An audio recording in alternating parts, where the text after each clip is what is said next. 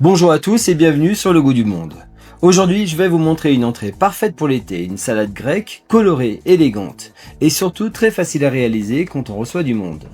Franchement, c'est le genre d'entrée qui fait toujours son effet à table. C'est beau, c'est frais, c'est rapide et tout le monde aime ça.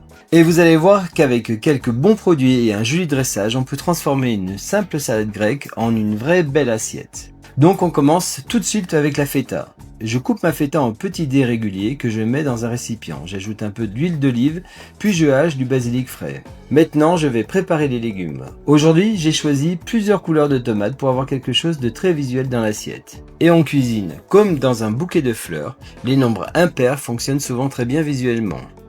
Donc j'alterne mes couleurs de tomates de manière équilibrée pour créer une sorte de rosace. Ensuite, je coupe des tranches de concombre que je viens déposer délicatement sur les tomates. Ça apporte du volume, de la fraîcheur et surtout un joli relief dans l'assiette. Quand ma base est prête, j'ajoute quelques morceaux de poivron rouge par-dessus sans complètement cacher les tomates pour garder toute la couleur visible. Puis je termine avec des rondelles très fines d'oignons rouges. Et maintenant, je viens placer au centre ma feta au basilic. J'ajoute aussi quelques olives grecques, un filet d'huile d'olive, un peu de fleur de sel, un léger trait de balsamique. Et voilà, une entrée ultra simple, très rapide à faire, mais qui est vraiment élégante et pleine de fraîcheur.